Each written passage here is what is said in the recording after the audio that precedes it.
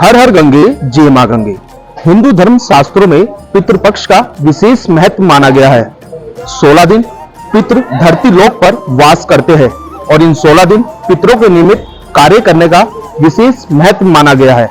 हमारे साथ मौजूद है नारायणी शिला के मुख्य प्रबंधक पंडित मनोज त्रिपाठी जी। बहुत बहुत स्वागत है आपका तिलक पत्रिका पे। पंडित जी, सबसे पहले तो श्राद्ध पक्ष क्या होता है? ये जिसे हम श्राद्ध पक्ष कहते हैं, कनागत भी कहते हैं, महालय पक्ष भी कहते हैं, ये वो 16 दिन का समय है जो पूर्णमासी से लेकर अमावस्या तक का आता है, जिस समय पर सूर्य कन्या राशि में प्रवेश करता है। इसीलिए कन्यागत होने के कारण कनागत है। ये वो समय है कि जो चंद्रमा का वो पृष्ठभाग जो सबसे अंधकारमय रहता है, जिसे हम मानते हैं कि वो स्थान है जहां पर पितृलोक का वास है, वो धरती के सबसे अधिक नजदीक होता है। इस समय हमारे पितृ धरती पे आ जा पाते हैं, 16 दिनों के लिए हमारे घर में पधारते हैं और हमारी जो उनके प्रति श्रद्धा है, जो उनके प्रति हमारे मन में भाव है, उसको स्वीकार करके हमें घर में आशीर्वाद देने के लिए, हमारे घर में किसी प्रकार की दीनता उसको दूर करने के लिए पितृ हमारे पर कृतज्ञता प्रकट करते हैं, हम उनके प्रति और उनका आशीर्वाद प्राप्त करते हैं। ये 16 दिनों के अंदर विशेष बात यह है कि जिन व्यक्तियों के मन में अभाव भी हो, किसी प्रकार भी हो, तो इन 16 दिन में जो व्यक्ति अपने पितरों के निमित्त श्रद्धा पूर्वक श्राद्ध कर ले, उसके पितरों के कार्य सिद्ध हो जाते हैं, उसके आशीर्वाद से उनके कार्य सिद्ध हो जाते हैं। प्रभु गुरु जी, अगर बात की जाए पितृ पक्ष में किस विधि से पितरों की पूजा की जाती है जिससे पितरों का आशीर्वाद हमारे ऊपर बरसे? देखिए, श्राद्ध क्या है? श्राद्ध है श्रद्धा पूर्वक पितृ निमित्त किया गया कार्य श्राद्ध है। तो श्रद्धा से आप जो पितरों के निमित्त करेंगे वो श्राद्ध स्वीकार होता है।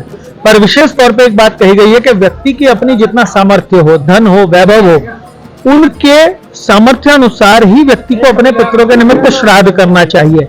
अगर किसी कारणवश अगर अभाव हो तो मात्र श्रद्धा से गाय को हरा चारा ही खिला दें तो भी श्राद्ध स्वीकार हो जाएगा।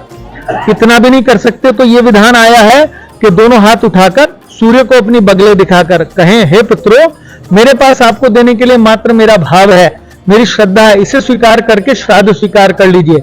आप निश्चित समझिए कि पितरों के आशीर्वाद से आपका श्राद्ध स्वीकार होगा और 1 वर्ष के अंदर व्यक्ति इतना सामर्थ्यवान हो जाएगा। तो पंडित जी, अगर बात की जाए पूरे साल भर में ये 16 दिन ही पितरों के लिए सबसे ज्यादा महत्वपूर्ण हो जाते हैं।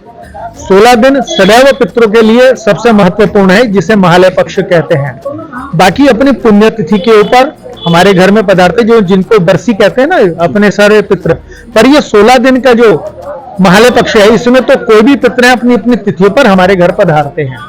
गुरुजी, नारायणी शिला का पितृपक्ष में कितना बड़ा महत्व हो जाता है यहाँ पर पितरों के निमित्त कार्य करने का?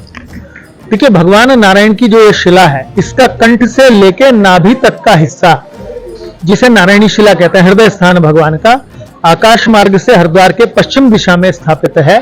इसके विषय में स्पष्ट वर्णन है, यस्तत्र कुरुते श्राद्धम श्रद्धा भक्ति समन्विता शतम मातृवंशापि पितृवंशापि शतम तथा स्वयं तारिता पितृस्तेन सत्यम न संचय। जो व्यक्ति यहाँ अपने पितरों के निमित्त श्रद्धा पूर्वक श्राद्ध करता है, वह अपने 100 पितृकुल, पिता बाबा आदि और मातृकुल, नाना नानी आदि एवं स्वयं का मोक्ष कर लेता है।